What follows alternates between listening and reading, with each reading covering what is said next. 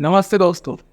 आइए इस वीडियो को समझते हैं कि जो रिवोल्ट, जो रायट्स, जो आंदोलन थर्ड एस्टेट के द्वारा किए गए थे, उसमें से भी लो वालों के द्वारा जिनके ऊपर ज़्यादा अत्याचार हो रहे थे, ज़्यादा टैक्स लगाया जा रहा था, वो असफल क्यों हो गया दोस्तों? वो सफल इसलिए नहीं हो पाया क्योंकि उन्होंने जो आंदोलन किया था ना, वो बहुत जल्दबाजी, बहुत ऊपर प्रेशर की तरह किया था।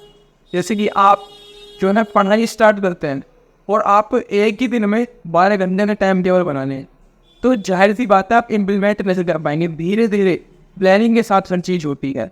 इन्होंने आंदोलन में कोई लीडरशिप नहीं थी, कोई प्लानिंग नहीं थी।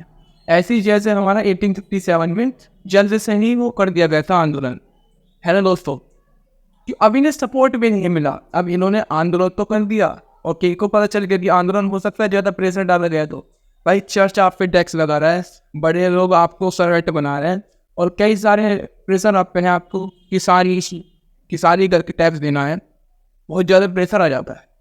इसके बाद उन पे टैक्स में सबसे बड़ा कारण रहा जो थर्ड स्टेट, जो उनके प्रबल लोग थे, प्रॉस्पर लोग थे, जो वकील थे, ऑफिसर्स थे, बिजनेसमैन थे, उन्होंने इनको सपोर्ट बिल्कुल नहीं करा। क्यों नहीं करा भाई? वो सपोर्ट करते भी नहीं। जरा सोचिए, जो बिजनेसमैन थे भाई, बिजनेस कर रहे थे अपने कपड़ों का, वूल का, सिल्क का, और उन्हें खरीदने कौन आता था? खरीदने आते थे ऊपर के लोग, जो अपने क्लर्जी थे, नोबल्स थे, उनसे वो खरीदते थे। तो वो क्यों करते वही आंदोलन? इनको तो घाटा हो जाता। जो ऑफिसर थे, लॉयर्स थे, उन्हें किंग से सैलरी मिलती, एस्टेट से सैलरी मिलती थी, वो क्यों करते दोस्तों? तो एक बड़ा कारण नहीं था उन प्रबल लोगों के लिए कि इनका सपोर्ट करें। लेकिन उनके धीरे धीरे ये थिंकिंग तो थी कि जो एब्सोल्यूट इन्हें प्रिविलेज मिल रहा है, जो इन्हें बाय बर्थ प्रिविलेज मिल रहा है, जो जन्म किसी भी क्लर्जी में जन्म नहीं लिया, इसका मतलब आपको तो बस पूरे मजे ही हैं, आपको तो पूरे अधिकार ही मिलेंगे। ये गलत है। बाय बर्थ, बाय एक्शन होना चाहिए। आप जो काम करते हैं उससे आपको मिलना चाहिए, है ना। क्योंकि ये भी तो काम करके अपनी मेहनत करके ऊपर आए हैं। लॉयर्स वगैरह थर्ड स्टेट के फर्स्ट जो प्रबल लोग थे, तो इन्होंने सोचा कि हमें जो है ऐसे सोचना चाहिए। अब धीरे धीरे क्या हुआ दोस्तों, उधर जो है अपने इंग्लैंड में, अपने जो है अमेरिका, इधर एक थिंकिंग और उभरने लगी। ब्रिटेन में बहुत सारे फिलोसोफर्स हुए, जैसे कि जॉन लॉक की फिलोसोफर हुए हैं।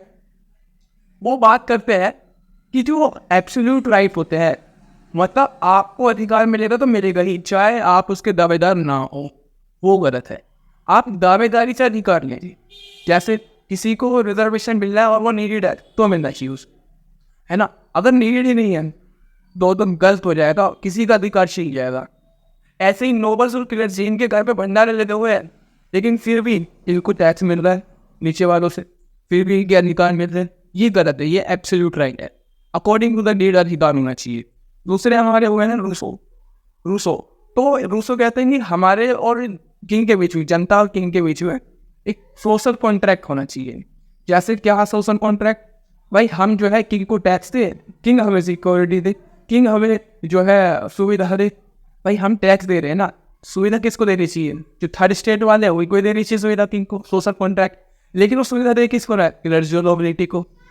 टैक्स किससे ले रहा है? थर्ड वालों से। सुविधा किसको दे रहा है? क्लर्जी नोबिलिटी को। ये कॉन्ट्रैक्ट ढंग से नहीं बैठ रहा है। अगर आप ढंग से देखोगे तो भारत भी एक सोशल कॉन्ट्रैक्ट में है। हम सरकार को वोट देते हैं और सरकार हमें फैसिलिटी देती है, सरकार हमें प्रोटेक्शन, सरकार हमें गवर्नेंस देती है। हेलो दोस्तों, तो ये सोशल कॉन्ट्रैक्ट की बात कौन करता था? दोस्तों। अच्छा, अगर मोंटेस्क्यू की बात करें, ये भी एक फिलोसोफर हुए हैं। ये कहते थे मोंटेस्क्यू कि आपको जो है ना अपने यहाँ कानून का राज लाना चाहिए। इनकी फिलोसफी थी कानून यानी स्पिरिट ऑफ लॉ। आपके पास लेजिस्लेचर हो, एग्जीक्यूटिव हो, जुडिशरी हो, तीनों चीजें होंगी, आपका देश, आपका स्टेट बढ़िया चलेगा। ऐसी विचारधाराएं निकलने लगी उस समय। जरा सोचिए, उधर रिवोल्ट हो रहा है, आंदोलन हो रहा है, उधर सपोर्ट भी नहीं मिल रहा हर स्टेट वाले के प्रबल लोगों से, और ऐसे से विचारधाराएं निकल रही हैं। अभी ये विचारधाराएं दोस्तों धीरे धीरे फैल रही हैं।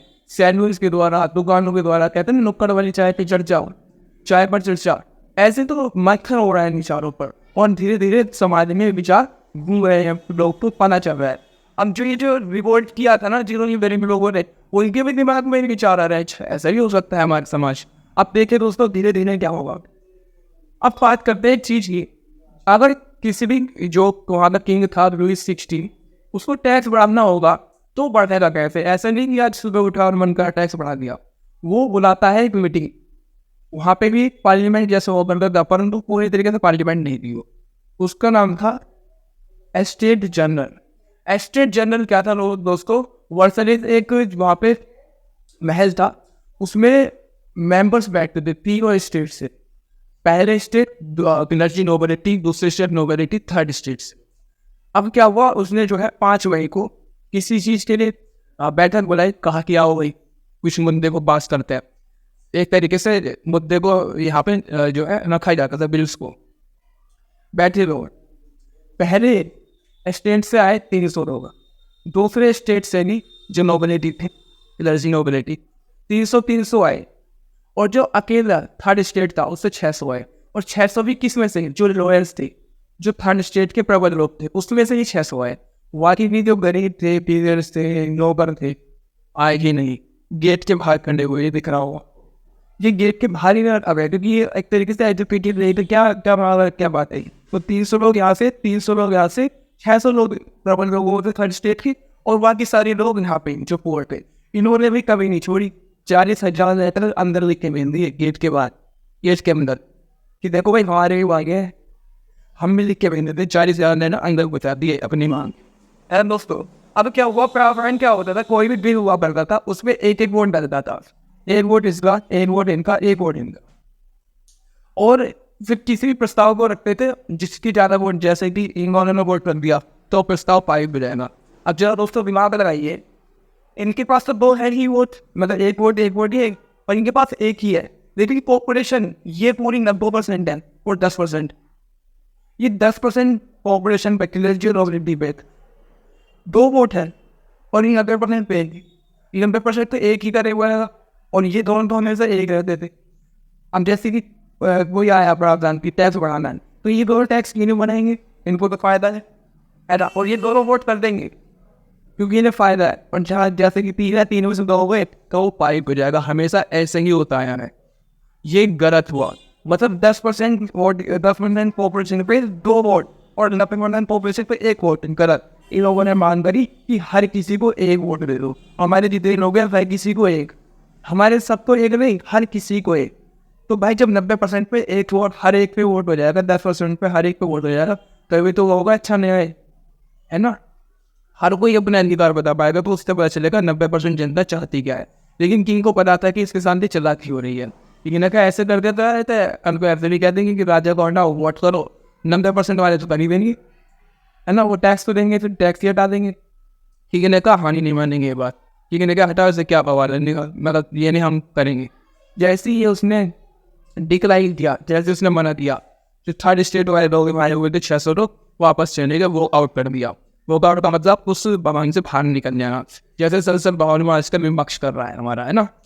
और बाहर ये गए इस समय। अब बाहर निकल के सामने नहीं बैठे, नहीं गए अपने से बाहर निकलते हैं, बताया नहीं तो हमारे मान नहीं रहे। अब हमें खुद ही कुछ करना पड़ेगा, और ये कर भी सकते हैं, क्योंकि ये 290% है। यूनिटी में हमेशा जान होती है, पावर होती है। फिर ये यूनाइट हुए, और 20 जून को, 5 मई को बनाई थी, मई जून 1 महीने बाद आए 20 जून को।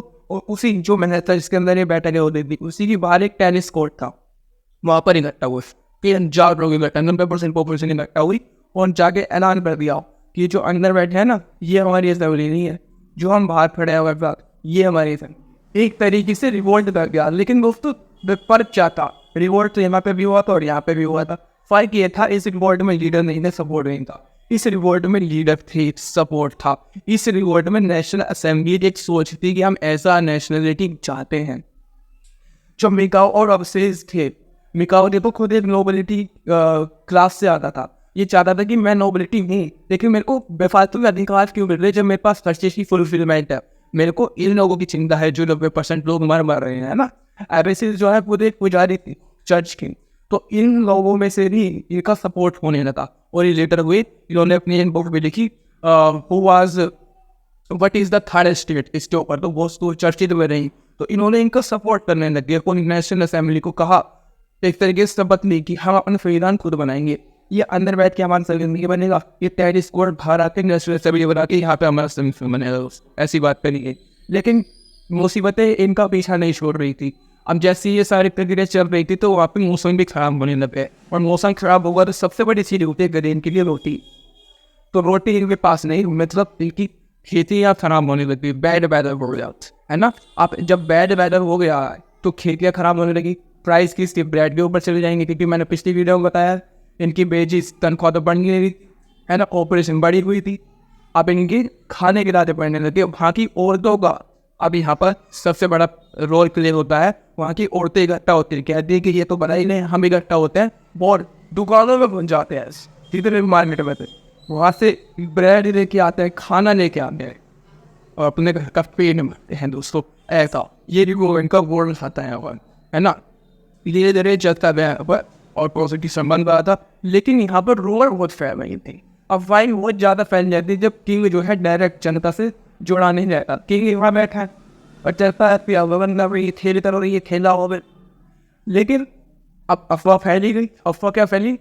सिपाही आ रहे हैं, ब्रिगेड्स आ रहे हैं, एक तरीके से डाकू आ रहे हैं, और वो करेंगे क्या? क्योंकि प्राइस बढ़ चुका है ब्रेड्स का, वो तुम्हारे खेतों को लूट के चले जाएंगे, तुम्हारा अनाज वाला सब लेके चले जाएंगे। इसलिए फिर उन्होंने क्या कहा, यार ये तो हमारे खाने के हमें बाजे पड़ जाएंगे। इन्होंने क्या कहा, ये सारे इकट्ठा हुआ है, तो आओगे इससे पहले हम इकट्ठा हो जाते हैं। इकट्ठा होकर राजमहलों का घुस गए, और राजमहलों में घुस गए। वहीं पे जो है क्या करा, राजमहलों को घुस के वहाँ से जो भंडारे लगे हुए थे, क्योंकि इनमें कोई कमी नहीं थी नोबिलिटी और क्लर्जी के पास, वो भंडारे लेके आए, फूड ग्रेस लेके आए, सारा खाना वहाँ से लेके आए राजमहलों से।